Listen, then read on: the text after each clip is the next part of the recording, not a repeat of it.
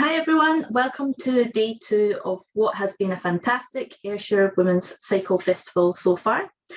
Thank you for joining us for tonight's live panel discussion. So just to start off this webinar, I'm just going to give you a brief introduction to myself and to our active travel hubs. So my name is Jessica Gillespie and I am an active travel officer for North Ayrshire Council. So part of my role is to manage behaviour change activities for our lovely active travel hub, the Trinity, which is based in Irvine. So now that restrictions have lifted, we are preparing to open our doors to the public very soon. If you haven't seen or been to the Trinity before, we're located in a beautifully converted church. So do please pop by when we are open. We're more than happy to give you a tour around our office. So keep an eye on our Facebook page and website for opening dates. So this Ayrshire Women's Cycle Festival, it gives us the opportunity to work with the other active travel hubs in Ayrshire. We have the collective goal of promoting and encouraging walking and cycling for short journeys. This could be for work, for leisure, for recreational, or for other purposes. So when our services are running as normal, the hubs offer cycling skills sessions, bike maintenance classes, led cycles, and just general advice and support around walking and cycling. So each of the hubs cover East, South and North Ayrshire. And if you'd like any more information about any of the hubs at all, then check out our Ayrshire Women's Cycle Festival website. So before we reveal our panel and have the women introduce themselves, just a wee bit of housekeeping to cover. So firstly, this webinar is being recorded. This is just to allow us to access it at a later date. A link to the webinar will be sent out to all registered attendees a few days from now. Second, if you have a question you would like to ask our lovely ladies, please type this question into the Q&A feature, which can be found at the bottom of your screen. You can do this anonymously if you wish. You will also have the ability to upvote other people's questions, and this will basically bump their question higher up on the list.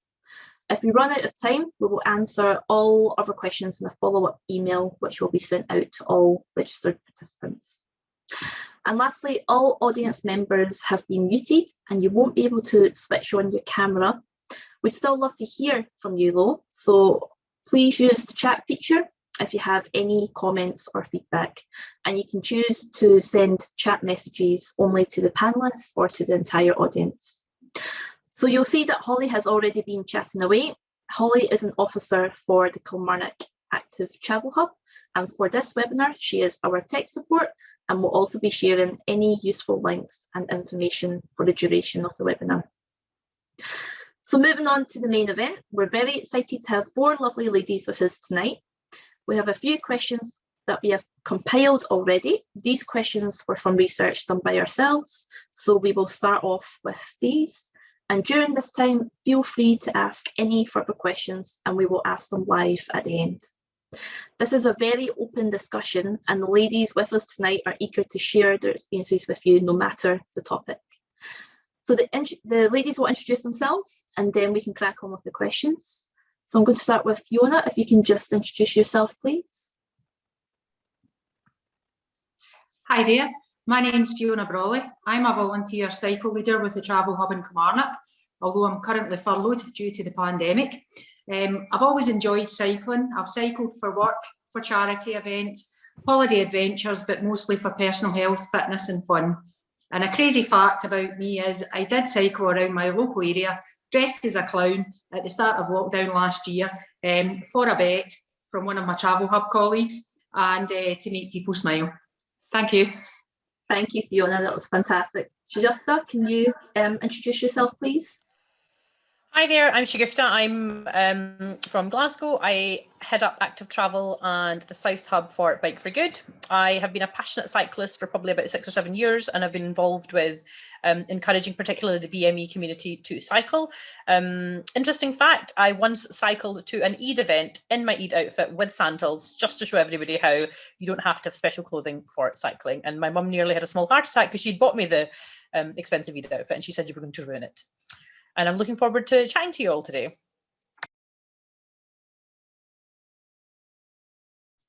Thank you, Stjofta. That's fantastic. And Helen?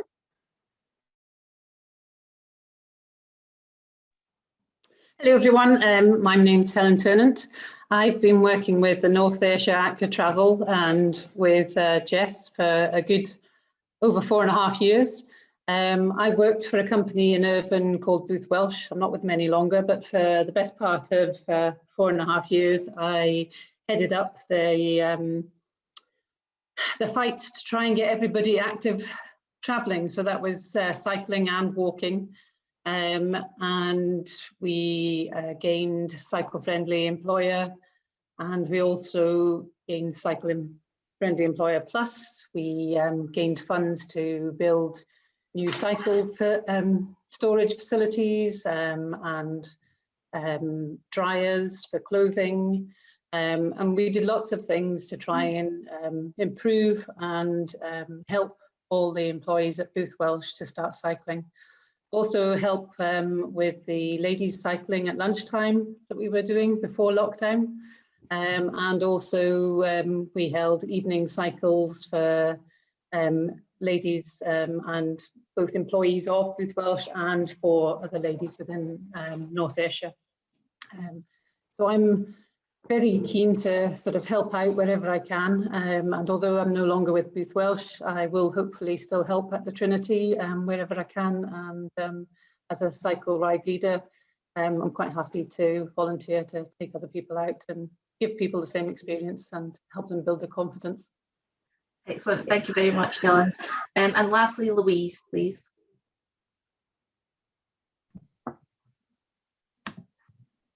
Hello. I'm coming. Oh, there we are. Yeah, we've got you. Hi everyone. My name is Louise, and I've actually just started a role in Cycling UK. So I'm going to be working in Moray on a rural connections project to promote cycling in rural locations. But personally, I've been cycling for about. Oh, I kind of forget because obviously every year I get a little bit older, so it is hard to keep track.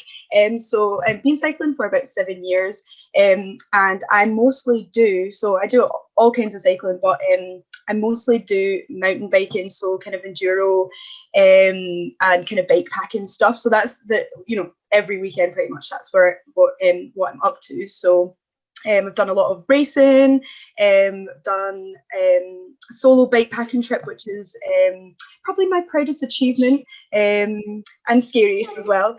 And yeah, so basically, yeah, just I'm going to say a self-confessed bike addict. That is, yep, hands up, and hopefully I'm not the only one here.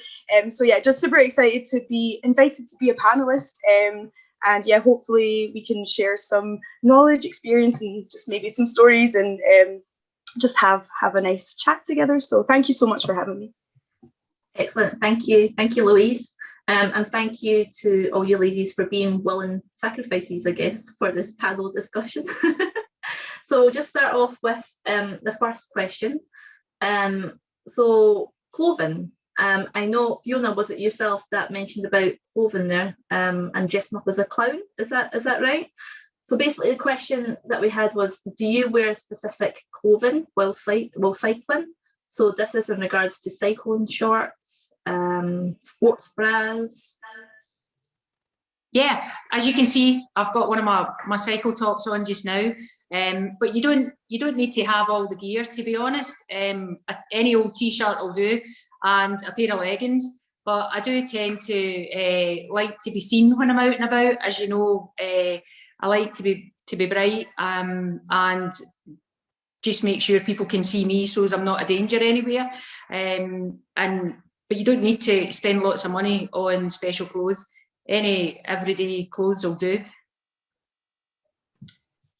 Yeah, I'm with you there, Fiona. When I first started cycling when I was in uni, I used to wear skirts a lot, and I used to just stick a pair of shorts under my skirt, and just by the end of the day I just hike my skirt up and just get on with it. But yeah, again, like you, I always wear gloves because I feel like for a safety thing, I just think if you're going to fall or anything, it's always nice. Plus your hands get really cold. And again, I always wear a big bright yellow jacket. So just, again, personal preference. I just feel that drivers probably don't pay that much attention, so I'd rather be seen. But yeah, when it comes to cycling, generally I just wear normal clothes.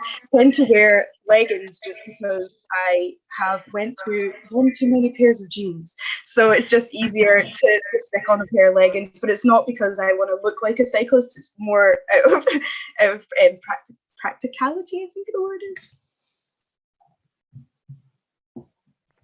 My cycling style's probably changed over the years. When I started, I was probably very much like, had a very specific kind of cycling outfit, and it was like leggings or joggies and a kind of cycling tops, etc. I'm probably a lot more relaxed now, and I try and go out in whatever I am wearing. I do wear an abaya, which is the kind of Muslim women's kind of covering, like from head to toe. So I do have to kind of think about ones that aren't like maybe too loose and too fabricy, obviously, because it gets caught in the change. That's kind of the only thing. And I'm totally with you, Louise. Gloves go everywhere with me, and I've even got thermal liners and in my bag, merino liners in my bag, because even one pair of gloves sometimes isn't enough. As a girl that knows her stuff. Absolutely. Excellent. Now, we all know cycling is a male-dominated sport. Do you ever dress to impress?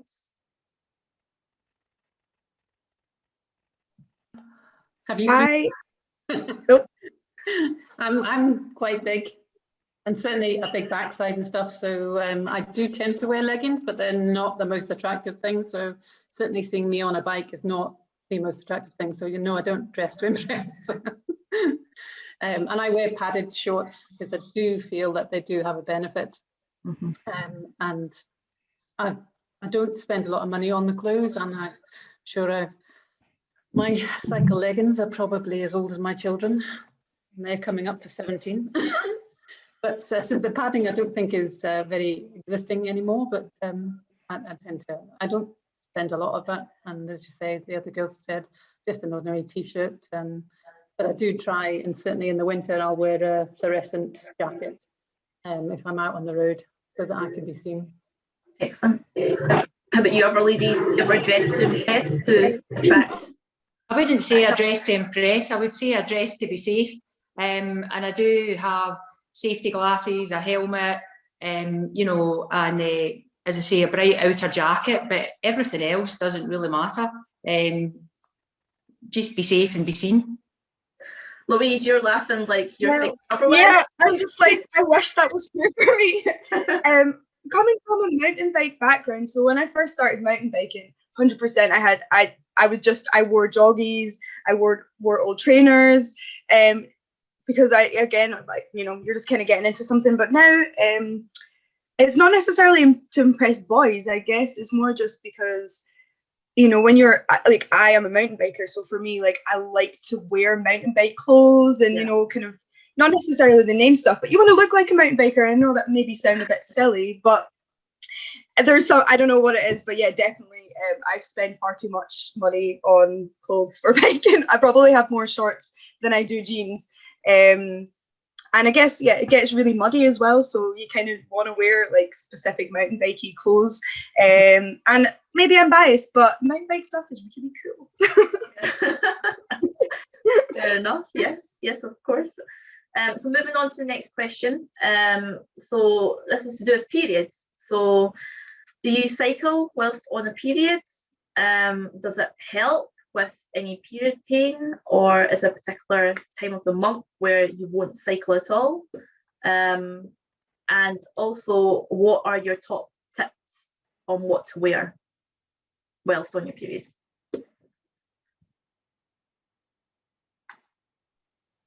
I'd have to say that I'm been probably fairly blessed that I don't struggle with pains and feeling awful, fortunately.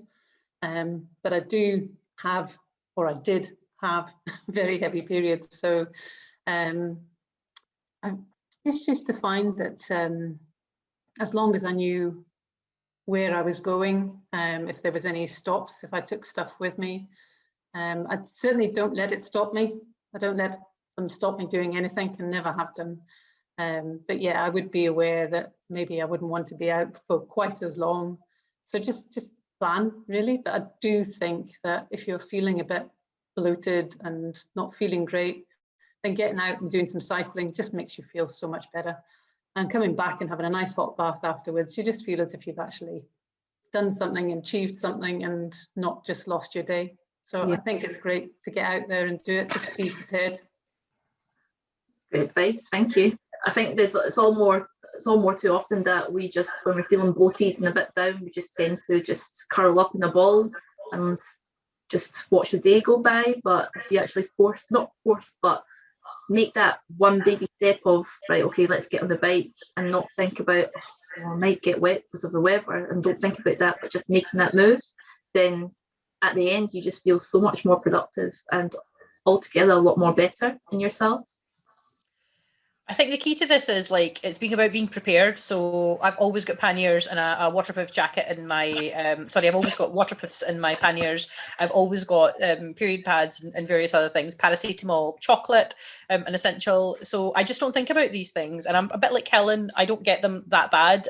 Like I'm not like in bedridden or anything, and I don't really let it stop me doing anything. And I definitely wouldn't let me stop cycling. So my panniers have always got certain things in them, and one of them is always packed to the brim with things, and I just put that on and go, and it's there for all eventualities.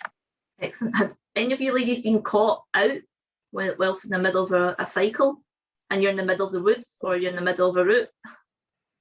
Yep. Yeah, just when you were saying about being prepared, I wish I lived my life like that. Nope, I definitely don't. And yeah, I mean, most of the time it's been okay.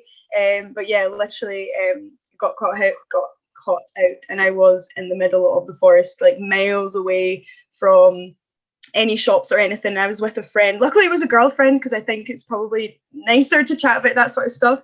But yeah, it's going to be a bit gruesome, but I'm going to share because I feel like I'm amongst friends. But yeah, she had a bandage, and so I just basically, I had to be a bit creative, and it wasn't great, but I think at the same time, and I stayed out all day, I wasn't going to let something like that stop me. And I think, when it does come to periods and stuff, I think, it's obviously personal, and if you don't feel like you want to go out, then you shouldn't ever put pressure on yourself. But equally, I think mind over matter a lot of the time. And for me, I don't really, when it comes to kind of heavy periods or pain, I don't really get any of that sort of stuff. I get quite bad like anxiety, and I find it's so kind of like hormonal thing, and I definitely find being able to get out on my bike, or just again, like you say, we're trying to persuade yourself to get out on your bike, makes such a difference. A little trick I like to use, just to share a little tip if you're kind of struggling, what I do sometimes is just say to myself, you're just going to go out for 10 minutes or half an hour, and just kind of trick yourself, just getting out the door. And as soon as you're out the door, then that's it. It's game over. So, but yeah. So we're female. We have to deal with this, and I like that. It's game over. Do you change the clothing you wear whilst on a period? Like, do you wear darker clothes to try and hide any look at all, or extra? I'd say if I would probably try, and if I had darker shorts or something, I would probably, or maybe wear a padded shorts or something like that, just as added protection. I guess it's kind of like psychological. If anything does happen, you've got a little bit of time. Fiona, were you going to add something there? Yeah, I was just going to say I'm actually moving on to the other side of that, and I definitely would say beforehand, though, I always planned my route around a coffee stop and a toilet visit, so you were always covered. I'm never out sort of like any more than 2 or 3 hours at a time. So there's always a coffee stop and maybe a cake in the middle. And if you needed to use the bathroom, there was always a bathroom there. I mean, I would say that I did carry additional stuff with me if I was on my period, but you just manage the way you do if you were going to your work or whatever. Great. I do have to say one thing. You guys are all talking about toilets. I feel like I've become a pro at going to the toilet outside. So yeah, apparently it's a skill. So yeah, you should. Yeah. It's pretty liberating as well. Yeah, there's I found this new thing. I can't remember. I think it was on social media, but it was it's like a funnel or something like that, where you can go to the toilet standing up. The comfy, yeah. I've still to get one, but they look absolutely fantastic because obviously I don't want to be crouching down squatting after a cycle and your legs are sore already, so I'll end up with my bare bum in the grass or on the mud or something, rolling around in the mud. Lucy, one of the attendees, is saying that she's just discovered period pants, which is great. I've not quite got onto them, but I do use kind of reusable, yes, ones, and I found that they've not been great on cycling pants. So I think I need to invest in period pants as well. But good point, thank you. That's a good point, Lucy. Thank you. So just moving on, cycling whilst pregnant. So did you do it? How did you feel? What reaction did you get from other people?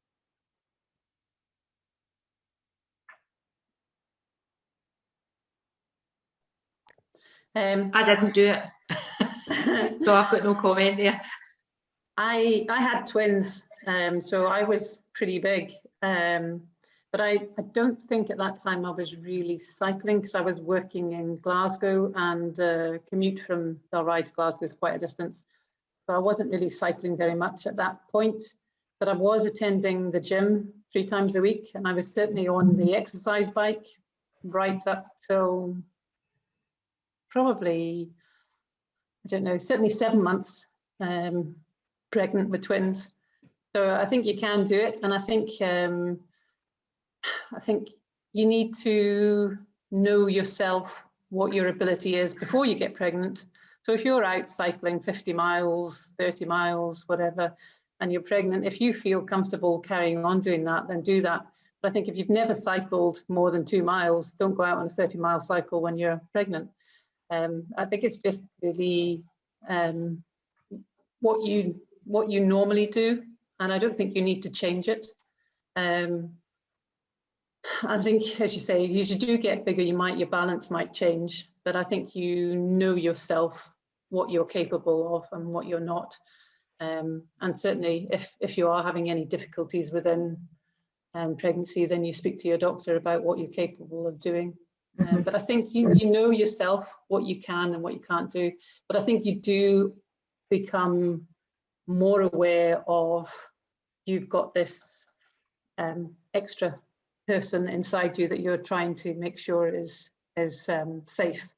So I think you do find you double sort of think about what you're doing and whether safety, because I know I gave up horse riding, but people who do horse riding all the time don't necessarily give up during pregnancy. But I do think that if you had a fall, then, and I think that's possibly, people think about safety as well. If you get to the point where you're thinking, if I fall off, this isn't going to be good.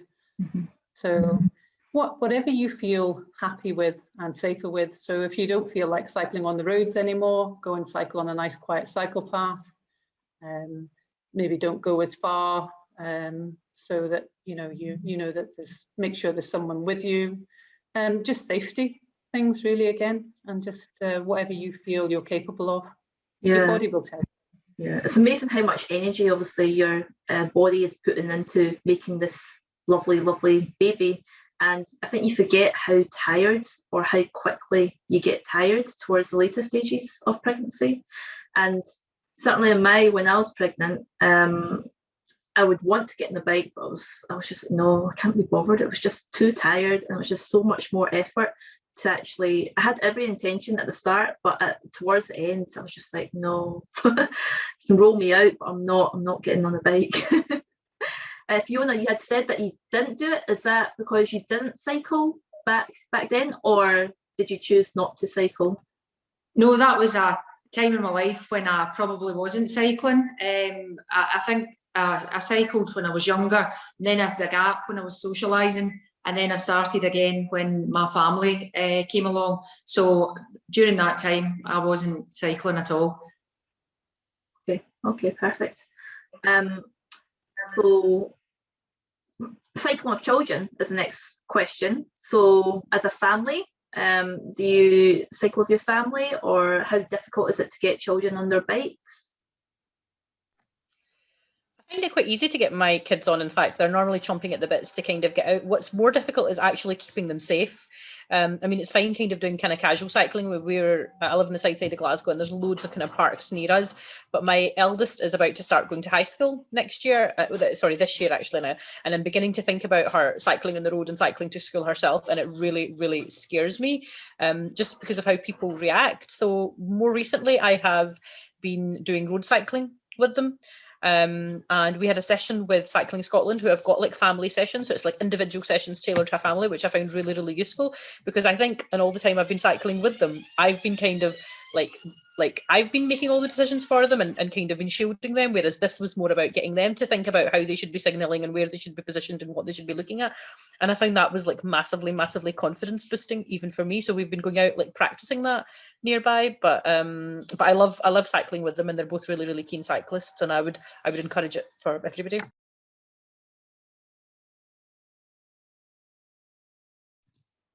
Excellent, thank you. How about mum guilt? Do you ever get mum guilt when you're taking time away and spending it on your hobby, or on your on your hobby? Because I certainly get mum guilt if I spend 2-3 hours or half a day or a whole day away, and it has stopped me from going cycling. But now I've got to the stage where, no, I'm going to do this. I'm being it's not even being selfish, it's actually taking time out for myself and pursuing a hobby that I'm passionate about. But how do you ladies deal with mum guilt? I must admit, I probably gave up all my time to my children, and probably only just the last couple of years now. They're teenagers now, so when they probably turned 15, I then started doing more of my own things. But I would have to say probably most of their life I've given up my time to them. So I'd still go out and do things like walking, but then we would do walks that they were able to do, and I've taken them out cycling, so stuff that they can do as well.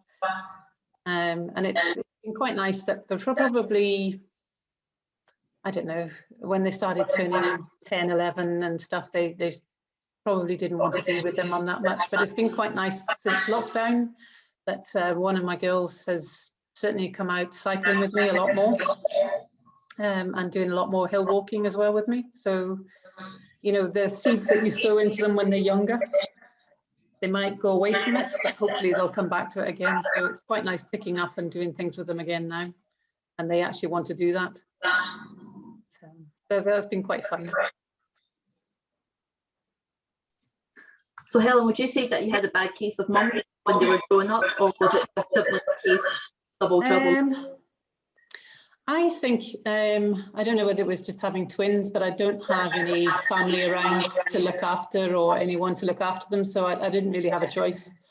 There was no one there to look after them while I was,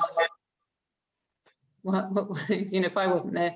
I suppose my husband did go out and do hill walking occasionally, but I preferred doing stuff with them rather than going out on my own. So that's just the choice I made. And I guess that's also society as well. It's not just about. Sorry, can I just say, I'm just getting a bit of interference with background noise. So just mute yourselves if you're not chatting, if that's okay. Thank you. Sorry, I was just saying, yeah, I think that's a societal thing, though. There's always a lot of expectation on women, and whether you know that's a real thing, or whether women just take that on as, you know, we are the kind of providers, we need to do, you know, we need to kind of look after people and sacrifice our own kind of happiness essentially. And you know, I know for myself, I'm not a mum at all, so I'm, you know, I don't have I can imagine it's pretty difficult, but I do feel the kind of pressures as it is being a female. What was I going to say? But yeah, so I think, you know, it is so important to take the time for yourself, and just actually remember that by doing things for yourself, you're kind of benefiting your children as well.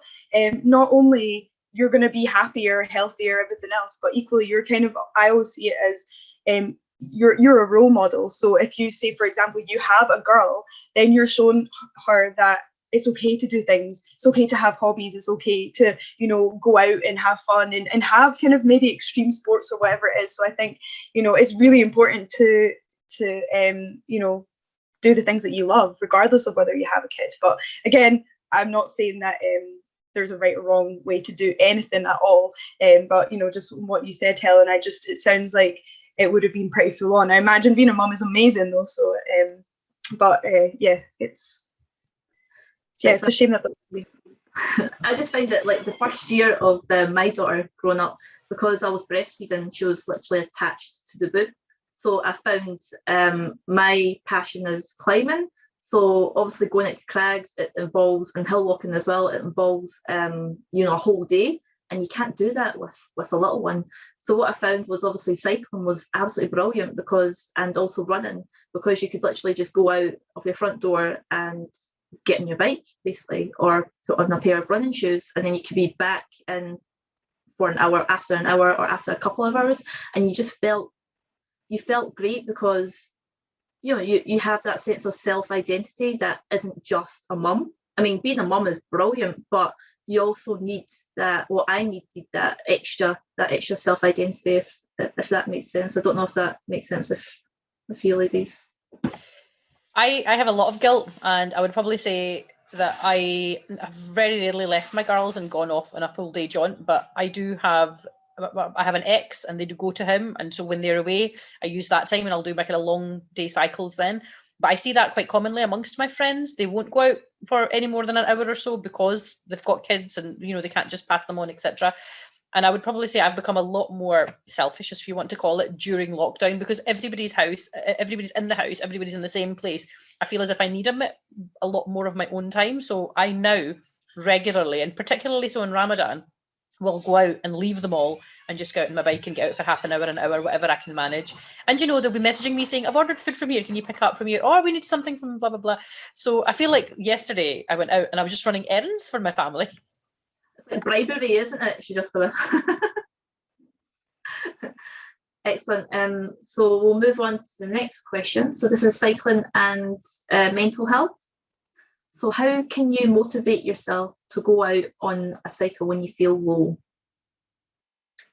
Can you share any of your personal experiences with us? I would definitely. Oh, sorry. Sorry, who's Fiona? Okay, I would definitely say it's vitally important to get out and cycle and even just walk or run or whatever your exercise may be. It's definitely one of the things I've recognised being at the travel hub and being a cycle leader, is the enjoyment that can be had with a group of people, or a small group or a larger group. And you can see when people come along at first, they're a wee bit nervous, a wee bit worried. And it's absolutely brilliant. At the end of the hours of the 10 miles that you've cycled, everybody's spirits have all lifted. So anybody that's suffering from any mental health issues, I would say it would be to be encouraged and motivate themselves to go out, because even if I've had a hard day at work and I kind of think, oh no, I've maybe not got the energy, if I've made a commitment to myself to go, I would go out, and within 10-15 minutes, everything gets forgotten about, and you're looking around at the lovely scenery. I mean, I stay in Ayrshire, so you're looking around the lovely scenery that we've got here, and you forget all your troubles basically, and you come back an hour later and you feel refreshed and so much better. Yeah, I totally agree, Fiona. My little trick, so kind of using the how you feel. So there are quite a lot. So like I said before, I do struggle a lot with kind of social anxiety, kind of around my period mostly, and obviously kind of low moods and everything. And sometimes I just don't want to go out, but it's going to help. So my little trick, I have a few little tricks, but one of them is, if I'm thinking, oh, it's going to be rubbish, I'm going to hate it, then you kind of challenge those thoughts and be like, well, last time you went out, you loved it. You had so much fun. It's going to make you feel better. So you almost kind of like challenge those negative thoughts by giving yourself evidence that actually what you're thinking isn't true at all. So sometimes that kind of helps. And again, like you say, making plans with a friend, that always helps as well. Like say if I'm kind of like lacking motivation, you know, just like messaging someone or making a plan, that really helps just to kind of stick to it as well. So yeah, those are kind of, and again, my other trick as well, just like tricking myself into thinking it's only going to be 10 minutes. That honestly, especially if it's not so much cycling, but if the gym or working out, that works every time. You'd think that I would get wise to my own tricks, but I never do. But yeah, definitely, like I think there's so much evidence out there. Just getting out on your bike, being in the forest, or even just being out in fresh air, it just makes you feel so much better. And I think sometimes, you know, if you're sitting in your house, you're kind of, for me anyway, I'm thinking nothing's ever going to make me feel better. This is it. Like I'm just in a crappy mood. And every single time it amazes me how great I feel after it, just getting outside and getting some fresh air and just that change of perspective and scenery and just everything. It's almost like a reset button, and it's just, yeah, there's just nothing quite like it. So yeah. I agree with you, Louise. Like I'm definitely a more social person, and I'll quite happily let myself down, like especially when I'm feeling blue or especially when I'm feeling low. But if I've made plans with friends, then I don't want to let them down. I definitely don't want to let them down. So it actually forces me out, and actually being around other people, it makes me try harder, if that makes sense. So I definitely feel a lot better when I'm in a social group. Yeah, you kind of feed off of someone else's energy, kind of, and it just kind of, yeah, you end up getting a bit buzzed, and yeah, you just feel awesome. Definitely, yeah. Fiona, did you have something to add there? Yeah, I was just going to add that one of the things that I'm quite a competitive person, and one of the things that I like to do is to set myself a wee challenge. And just for instance, in March, I did a charity bike run for breast cancer now, and one of my friends had set me up to. She'd shared this page with me on Facebook about a 300-kilometre cycle, and I thought, can I do that? And I decided that, yeah, I'll give it a go. And I managed to cycle 432 kilometres, and I raised £775 for charity. So as well as keeping myself fit and healthy, it made me feel better, even earning some benefit for other people. So those are the kind of things I do just to keep myself motivated and busy. Awesome work, Fiona. That's amazing. Shagufta, did you raise your hand there? No, okay. Helen, you had something. Yeah. I obviously like to promote cycling to work and active travel. So I would definitely say, certainly in my experience of cycling to work and cycling home, you know, it'd be great in the morning. You'd get up and you'd enjoy that cycle into work, and you'd just be enjoying, as Fiona said, the scenery around you here. The scenery here is absolutely amazing, and some of our cycle paths are really lovely. So it really refreshes you getting into work. So you've got a completely different mindset going into work. You know, you haven't just crawled out of bed and got in the car. You know, you've actually done some exercise. You get into work, you have your shower, you feel just completely refreshed and ready for the day. And then usually by the end of the day, especially if you've had a bad day, you're thinking, oh my God, I've got to cycle home. I can't believe that. I really could do without this. So you get yourself dressed, you get on your bike, and within 5 minutes of being on that bike, you've got the lovely scenery again and just the wind blowing through your hair, and you just feel great.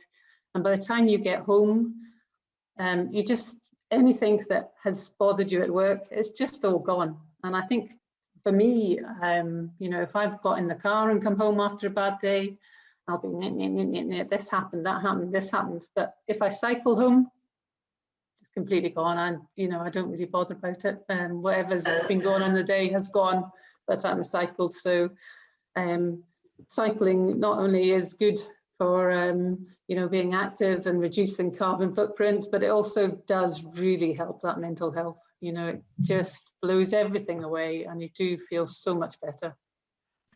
Nature therapy. Yeah, exactly, yeah. And I hope, like, just with the pandemic, like all we've had, well, especially during the first couple of lockdowns, I think a lot of people have been getting out and about, exploring the local area, getting out on the bike, walking a lot more. So hopefully a lot of people have, obviously it's quite a long long pandemic, wasn't it? So obviously making small goals and making sure we're getting out, and as you said, Louise, therapy in itself. I thought of something else. Signing up for a race, that always does it for me as well. Like when you put that pressure on yourself of something that you need to train for. Yeah, so that's definitely a top tip there. Awesome, thank you. So next question, do you feel more vulnerable cycling by yourself as a woman? This is especially in remote locations or when bike touring?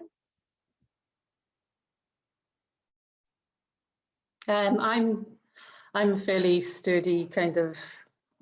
I don't really feel. I'm quite a big person and always have been. I'm very kind of not scared of anything. So I'm the kind of person that will go for a walk at 11 o'clock at night around the local cemetery and not think twice of it. So I never really feel vulnerable as such. I think in a way on the roads, you might feel a little bit vulnerable to heavy traffic. And again, I think it's one of these things, if you don't feel vulnerable and you act as if you cycle with confidence, you're less of a threat to traffic because you make yourself there and you make yourself big and bold, and the way that you cycle, and if you cycle with confidence, other drivers around you will know that. You know, if you're being timid and really pushing yourself in and maybe being a bit wobbly, then you're more of a risk to yourself. So I think confidence is a big thing of whether you feel vulnerable or not. I agree, Helen. I think the top tip that I got given when cycling on the road was act like a car. Like, put yourself in the middle of the road and just cycle with confidence and act like a car, and make sure the other drivers and cyclists as well know that as well. Yeah, I guess when it comes to cycling on roads, I don't necessarily feel vulnerable just for that reason. You just need to be confident. And I think, yeah, definitely taking your space. But there's been a few times where I've felt vulnerable, and that's actually been it's more so because I'm scared of the dark. I'm a wimp. But I was cycling on a cycle path, and it was in not the forest necessarily, but it was kind of in Glasgow. There was not really many people around, and that that was kind of one of the first times that I actually felt vulnerable. And I cycled there. I didn't even think. And yeah, it just suddenly felt very alone, and it was dark, and yeah, I actually got quite scared. So I guess when it comes to kind of that, it doesn't necessarily mean because I'm a female that I got scared. I guess when it comes to that sort of stuff, it's just being sensible. That night, I should not have cycled that way. I should have gone on the road because it would have been less scary. And I guess another time that I felt slightly vulnerable was when I did my bike packing trip, because I was by myself. I was buzzing the whole day, but then when I got to the nighttime and camping, I have to say that I was a little bit scared. Most so, like, it's going to give you an insight into my mind. Ghosts. That's what I was scared of. I wasn't scared of people. I was scared of ghosts. But I can say I lived to tell the tale, and no ghosts got me that night. So. That's awesome, Louise. Louise, did you ever get what were the reactions of other people when you were bike packing alone? Like, did you get any random folk or guys that were like, you shouldn't be doing that as a female, or where's your other half, or where's your group? Yeah, I definitely, it's funny, because if you're with a guy, no one says anything to you. And generally I kind of do a lot of cycling with guys, so I've never experienced that. But yeah, when I was on my bike packing trip, a lot of people were like, oh, do you know how long this is, or do you know this is quite a steep, just kind of like questioning like whether I knew what I was doing, and like, oh, you need to be careful and blah blah blah. So definitely I have had that a few times. And there's even been times where I've been out with my sister and we were kind of climbing up a mountain, and we had our bikes on our back, and I've done a fair bit of cycling, so I do know what I'm doing. And a guy stopped and was like, oh, it's quite steep down there, do you know what is, are you sure? And we're like, yep, it's okay. So yeah, I think if a guy does see a girl, I hate to say it, but kind of automatically assumes that maybe they don't know what they're doing or we're not capable. But I say that kind of just kind of jars me on a little bit, you know, like makes me feel more kind of determined to show people, you know, just because I'm a girl does not mean that I'm not capable. And I think as well, like, I know my limits. I would never put myself in a situation that I didn't feel that I could handle. So it's just, I find it more funny than anything else. Thank you. So that's something there, so confidence thing. When I've been working with you, Jess, and David as well from North Ayrshire, the amount of times that we've done the cycle maintenance and things, and I've gone back time and time again, because I think the more times you go, the better you feel, the more confident you are about it. And one of the things that I've found has given me great confidence is that while I've been out and about, I've actually pulled over and helped some guys to change their tyres. And it was just, actually on 2 occasions, once in Eglinton Park, a chap had gone out and got a flat tyre and didn't have anything with him, so I was able to help him change his flat tyre. And then recently, my friend and Debbie, we were out heading towards Lochwinnoch on the cycle path, and there was another chap who'd got his chain stuck and he just couldn't get in, and it wasn't a quick release tyre, so we had to get our pliers out and screw his nuts on his wheel and release his chain so that he could carry on. Yeah. So these maintenance classes that we go to, that builds confidence as well. So right for the females as well. Excellent. Yeah. So that's all our preset questions. So I'm just going to have a look, we'll throw it out to the audience to see if there's any questions you would like to ask our lovely ladies. Remember, nothing's off the board here, so just anything that comes to mind. So first question, Louise, this is from Ruth. So Louise, I'd love to hear more about your solo trip. I'm planning one in Wales in the summer. What are your top tips?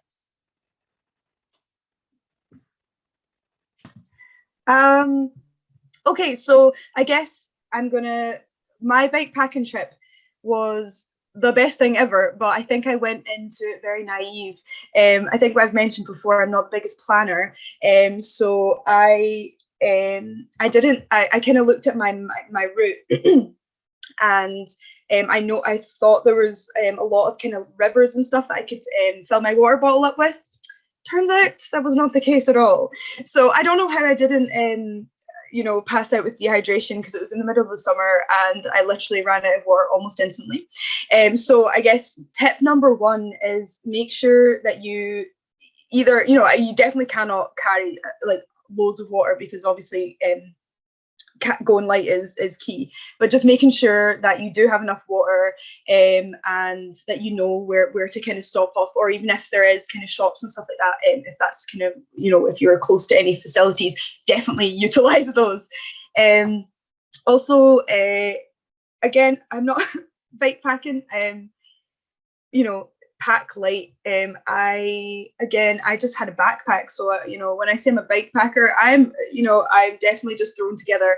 I had just a backpack with me, so all my stuff was on my back, and by the end it was pretty sore. So definitely, I think if you're planning a route, you probably have your bike set up for that. So, but yeah, definitely, you just pack light. You don't hardly need that much, and padded shorts is another top tip from me. Padded shorts 100% is very important. And I had I used just on my phone, so I had this app called Komoot, and it was just it just basically tracked the route I had, and it was just really kind of foolproof for me, because I was by myself, and pretty much I'm the kind of person that could literally get lost. It's one of my superpowers. So if you're anything like me, it's just really comforting to know that you have this route, and if you kind of get off your track, then it kind of shows you where to go. I'm just trying to think if there was any other tips. What was that? Sorry, Louise. Komoot. Komoot. Okay. Yeah, so Kamoot. It's so handy. It was the best thing ever.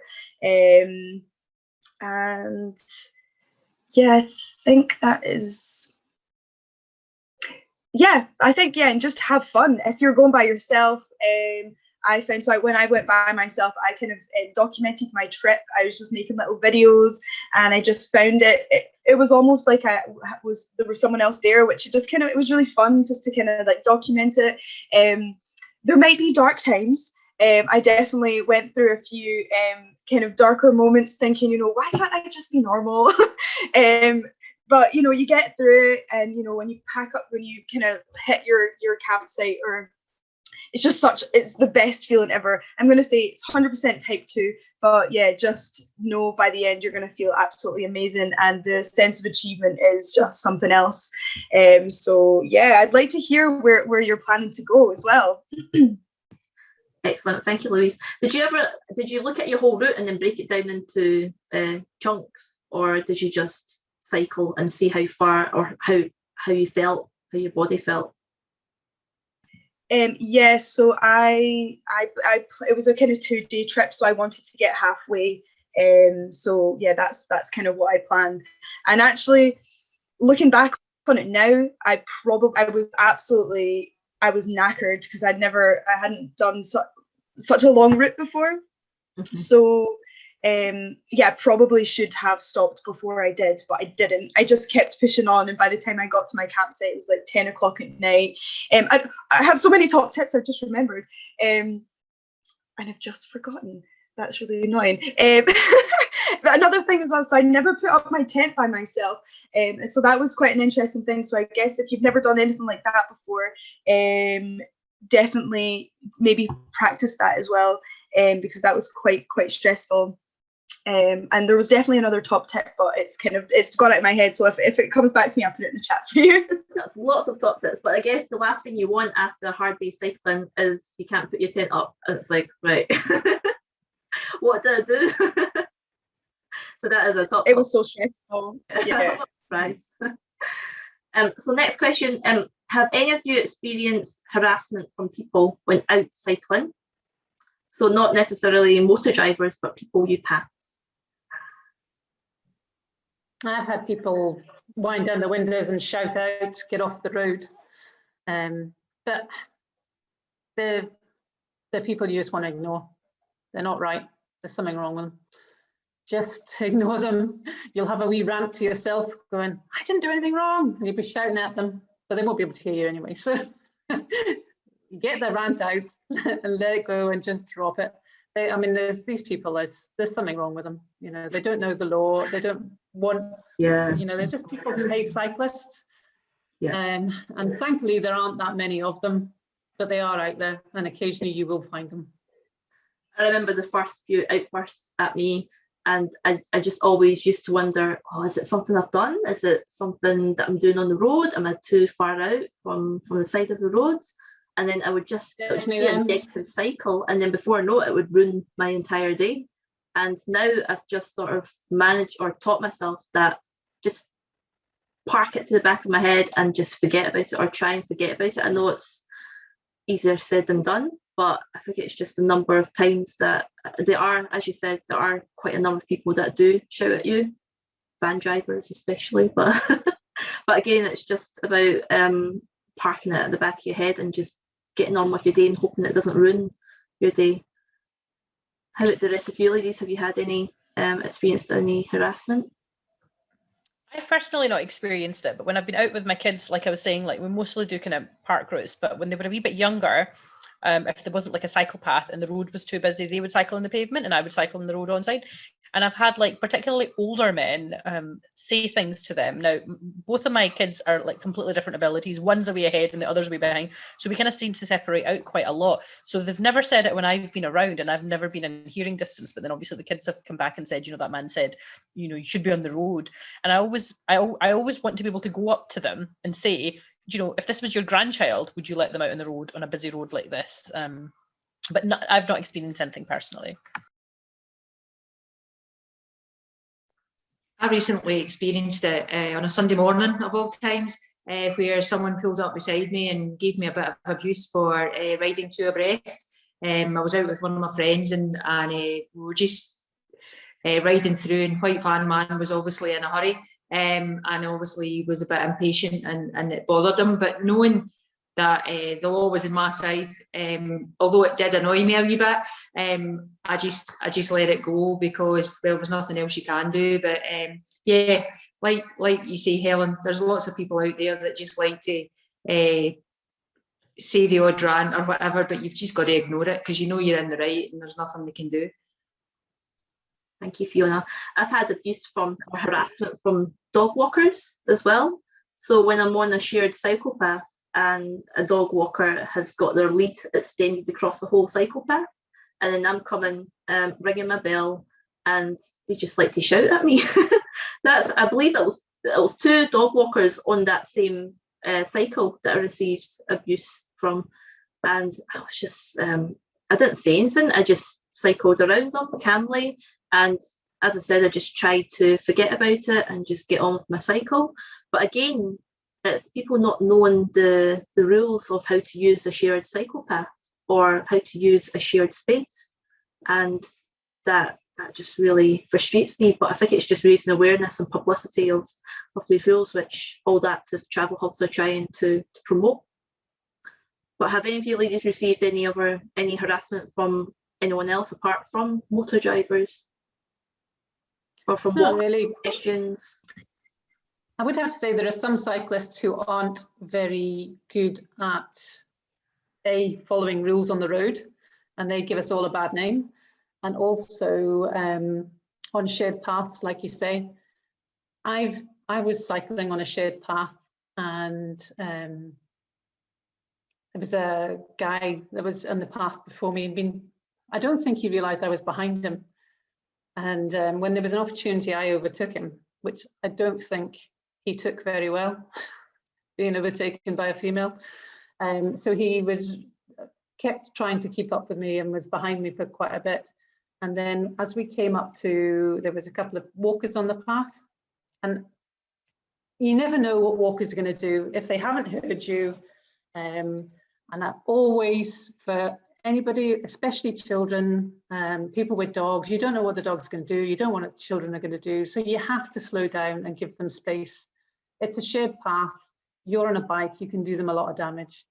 And as I slowed down to pass these people, a stupid guy behind me came through, and they had to scatter because he decided to overtake me because I slowed down to let these people past.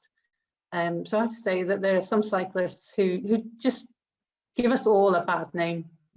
I think when you're on a shared path, you have to, people and dogs and children are all vulnerable to you because you're a vehicle. So you have to slow down and give them the space, because you don't know what they're going to do. If they haven't seen you, they could suddenly step in front of you, and you're going to hurt them and probably yourself in the same thing. So unfortunately, there are cyclists out there who just aren't very good at cycling on shared paths, or even cycling on the road. It's these people that go through traffic lights as well that irritate me as well. Yeah. Or cycling inside of a lorry, and you just think, what are you doing? Thank you, Helen. Yeah, unfortunately, training is great, and I think for yourself, you should be confident and you should go and get that training and follow the rules. I think it's much the same with motor drivers. Like, you always get some people that are not keen on cyclists, and it's the same with cyclists, not keen on other cyclists overtaking them. So you can't win. So we've got our final question. So do any of you cycle to work, and how do you manage the arriving sweaty thing? So being a woman, it feels there's more pressure to not turn up at work a sweaty mess, especially if there isn't really anywhere to change apart from the toilets. Can I, as an active travel person, you try and find out who in your employment is sort of pushing for cycling. There is plenty of help out there to get facilities improved. And so if you don't have a shower facility, then try and actually push your employers to get that. But one of the other things I would say is, if your distance is that you are going to arrive in a sweaty mess, and you can't get facilities there, think about maybe using an e-bike. if your distance is such that you can't get there otherwise than getting sweaty, then honestly an e-bike is a joy. It just improves that commute.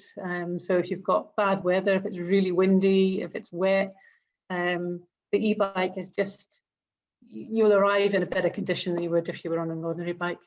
So, but yeah, if the facilities aren't great at the place that you work, push to get them changed, because there is money out there. There are grants available.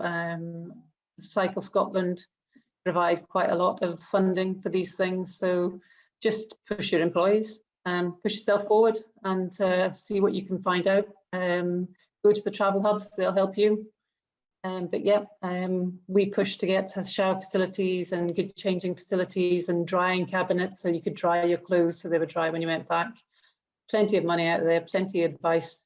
And honestly, I would say that definitely go to the travel hubs. They'll be able to give you plenty of advice to try and improve your facilities at work. There's also like certain clothing that you can wear, like for example, a lot of the kind of gym type clothing, or I mean, there's like specific cycling clothing, like with wickie layers and stuff that help you regulate your body temperature, and they kind of keep like the cold out and keep the kind of heat in and keep you less sweaty. And as time goes on, you will get fitter. Like when I first started cycling, I think like a 10-minute cycle to my work and I was coming in like purple. And now, I can go and cycle for an hour and I don't come back sweaty. So you slowly your body does kind of adapt to it as well. So you probably just need to do those things at the beginning, and then after a while, you might be absolutely fine. But I think it's the norm now. Like a lot of people cycle, and I don't think it's a bad thing if you come in and you're like, you look as if you've had a workout. I think, to be honest with you, I would admire that person if you've driven in and you've not had much of a commute at all.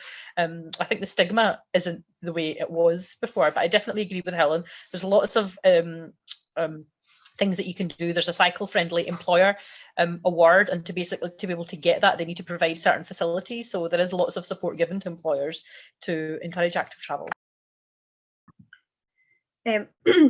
As someone who is quite sweaty, so I tend to, when I was cycling to work, I normally would just wear as little clothing as possible, basically, because I know as soon as, so yeah, I guess start off cold, because if you're anything like me, I just heat up really quickly. So I would wear like a little strappy top and then my cycle jacket over, and maybe just kind of zip it down, or if you have zips, just open them up.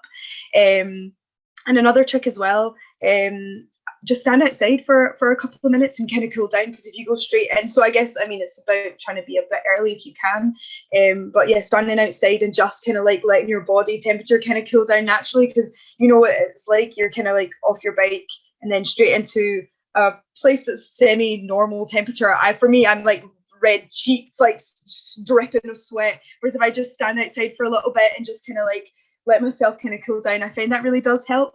And I guess it's just difficult. I have crazy, frizzy, messy hair as well, which is, it's never glamorous. So I guess, having like pins or something like that, or I quite like to do like a sort of like side pleat in my hair as well, which kind of keeps it from going messy. So until you can get the kind of facilities, I guess just kind of like a few little tips maybe. I've heard of other people saying don't cycle as fast, but I say, where's the fun in that? So just, yeah, cycle faster, and then you'll have a little bit of time at the end when you get there, just to kind of cool down. And if that doesn't help, ice cream is another idea. That's great. Ice cream is always good, isn't it? Excellent. Thank you, Louise. So unfortunately, that is all the time we have for questions. Thanks again to Helen, Louise, Shagufta and Fiona for joining us tonight and sharing your experiences. And a huge thank you to everyone for tuning in. Some brilliant questions tonight to try and put our 4 ladies under the spotlight. So you will all be entered into a prize draw to win £20 worth of vouchers and a lovely goodie bag. So good luck, fingers crossed. So the winner will be contacted in the next week. So next up, we have our live talk and Q&A session with Frankie Dewar, who will be joining us in 25 minutes. Frankie talks about being an amateur cyclist to cycling 3,000 kilometres around the UK. So an amazing journey to demonstrate that if you put your mind to it, then anything is possible. So if you haven't registered yet for this event, then there's still plenty of time to do so. So just to give you a heads up, as soon as you close this browser, a short survey will pop up on your screens. So this short survey will literally take 2 minutes to complete. If you can fill this in, it will help us put on free festivals like this in the future. Don't forget to check out the rest of our programme. The full programme details are on our website. It's got a great variety of cycle-related information to cater for all levels of cyclists, and it is something that we spent many months preparing for, so we're very proud of. You'll find details of tomorrow's events. You can watch our mini film festival selection. You'll find some brilliant bike maintenance videos created by the wonderful women at Bike for Good, specifically for this festival. We have some amazing bike stories from local women, and we have links to local clubs and groups. And if you're sharing any of our materials or talking about our festival online, don't forget to use the hashtag AWCycleFestival21. So thanks again for watching, and we hope to see you soon.